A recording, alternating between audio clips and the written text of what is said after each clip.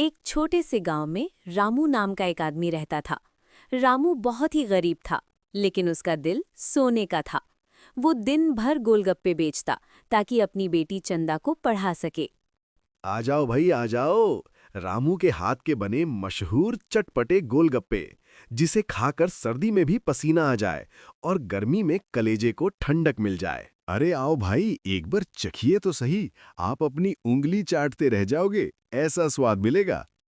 रामू पूरा दिन ऐसे ही अपने स्वादिष्ट गोलगप्पे बेचने के लिए चिल्लाता रहा, लेकिन बारिश का मौसम होने के कारण कोई भी उसके गोलगप्पे नहीं खरीद रहा था। सुबह से शाम हो गई, लेकिन रामू अभी तक एक भी गोलगप्पा नहीं बेच पाया था। बेटी चंदा, आज तो बारिश की वजह से एक भी गोलगप्पा नहीं बिका। कोई भी कस्टमर आज गोलगप्पे नहीं खरीद रहा। अब तुम्हारी स्कूल की फीस कैसी भरी जाएगी? कोई बात नहीं पिताजी, भगवान सब ठीक कर देंगे। आप हिम्मत मत हारिए, मैं भी आपको गोलगप्पे बेचने में पूरी मदद करूंगी। बाप और बेटी दोनों गोलगप्पे नहीं बिकने के कारण दूसरे दिन की आशा में घर की ओर निकल पड़ते हैं। हे भगवान, आप इस गरीब के साथ ऐसा क्यों कर रहे हो? आज मेरे एक भी गोलगप्पे नहीं बिके। प्लीज आप कल मेरे गोलगप्पे बिकवा देना, वरना मैं मेरी बेटी चंदा को स्कूल कैसे भेज पाऊंगा। सुबह होते ही बाप और बेटी दोनों अपने गोलगप्पे के ठेले को लेकर उसकी रोज की जगह पर पहुंच जाते हैं। हर दिन की तरह आज भी रामू अपने गोलगप्पे बेचने के लिए चिल्लाने लगता है।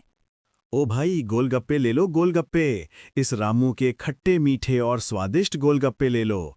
एक बार खाओगे तो बार बार आओगे। लेकिन आज भी बारिश के मौसम की वजह से कोई भी आदमी गोलगप्पे खाने के लिए नहीं आ रहे थे, इसलिए रामू और चंदा काफी निराश हो जाते हैं।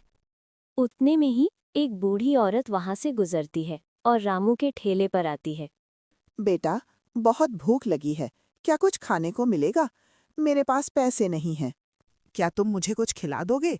क्योंकि काफी दिन से कुछ नहीं खाया है। अरे अम्मा, बिल्कुल भी चिंता मत कीजिए। खाने के लिए पैसों की क्या जरूरत। आप बैठिए, मैं आपको ताज़ा गोलगप्पे खिलाता हूँ। रामू बूढ़ी औरत को कुर्सी पर बैठा देता है और उसके लिए स्वादिष्ट गोलगप्पे तैयार करके उसे दे देता है। जैसे ही उस बूढ़ी औरत ने गोलगप्पे खाए, वो असल में एक जादुई परी बन गई। उन्होंने रामू की ईमानदारी देख ली थी। रामू ये सब देखकर अचंभित हो जाता है। अरे, ये क्या हो गया? अभी तो यहाँ पर एक बूढ़ी औरत बैठी थी, अचानक से ये परी कहाँ से प्रकट हो गईं? अरे रामू, तुम चिंता मत करो, वो बूढ़ी औरत मैं ही थी। असल में मैं एक जादुई परी हूँ। मैं तो तुम्हारी ईमानदारी की परीक्षा ले रही थी। रामू, मैं तुम्हारी सेवा से बहुत खुश हूँ। ये लो एक जादुई मटका। इसमें से जो भी पानी निकलेगा उसका स्वाद निराला होगा। जो भी इसे पिएगा उसकी छोटी मोटी परेशानियां दूर हो जाएंगी। तुम इस पानी का अपने गोलगप्पे के साथ इस्तेमाल करना।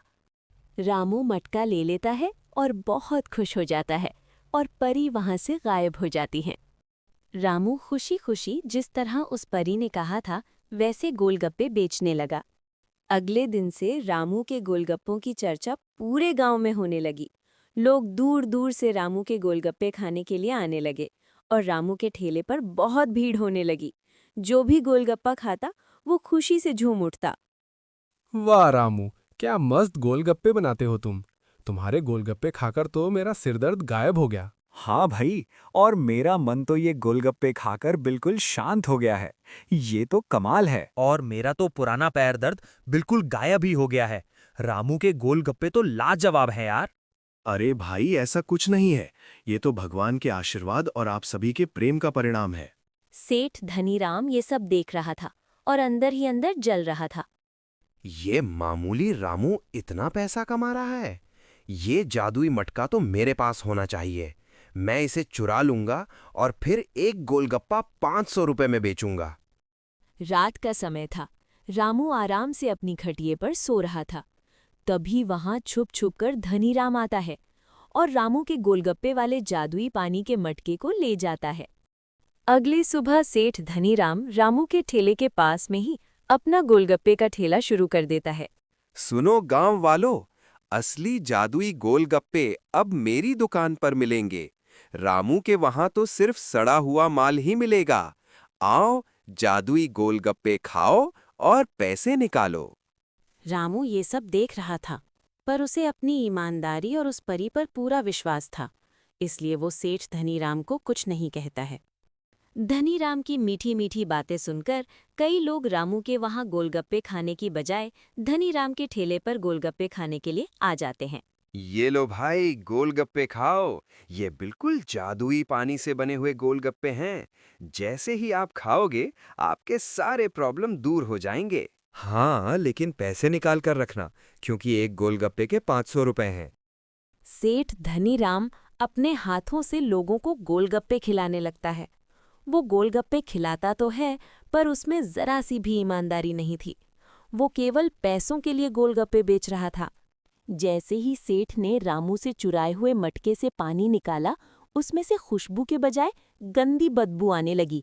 पानी काला और कीचड़ जैसा हो गया। छी, ये कैसा पानी है सेठ? इससे तो हम बीमार पड़ जाएंगे। तुम ऐसी गंदी पानी पूरी खिलाकर लोगों को बेवकूफ बनाते हो और 500 रुपए लेते हो। हाँ, और ये गोलगप्पे का पानी तो देखो, पानी कम कीचड़ ज्यादा लग रहा है। ऐसे गोलगप्पे खिलाकर क्या तुम लोगों को अस्पताल में भर्ती कराना चाहते हो? ये क्या हुआ? ये मटका काम क्यों नहीं कर रहा? रामू तो जब भी ये पानी गोलगप्पे के साथ पिलाता था, तभी तो ये बिल्कुल साफ सुथरा था। अब क्या हो गया? सेठ धनीराम उस मटके को लेकर सोचने लगता है। तभी रामू तुरंत सेठ धनीराम के पास आता है और बोलता है, सेठ जी, जादू मटके में नहीं, इंसान की नीयत में होता है। आपने इसे चोरी किया, इसलिए इसका जादू खत्म हो गया। आपने केवल ईमानदारी के बजाय पैसों के लिए गोलगप्पे बेचना शुरू किया, और मैं पूरी ईमानदारी के साथ बेचता रहा। आपकी लालच की वजह से इस मटके का जादू खत्म हो गया। सेठ को अपनी गलती का एहसास हुआ और उसने गांव वालों से माफी मांगी। मुझे माफ कर दीजिए, मैंने पैसों की लालच में रामू का ये घड़ा छीन लिया और आप सभी को महंगे गोलगप्पे बेचने लगा। आज के बाद मैं कभी ऐसा नहीं करूंगा और पूरी ईमानदारी से अपना धंधा करूंगा। रामू ने धनीराम सेठ को माफ कर दिया और फिर से सबको प्यार से गोलगप्पे खिलाए और खुशी खुशी रहने लगा।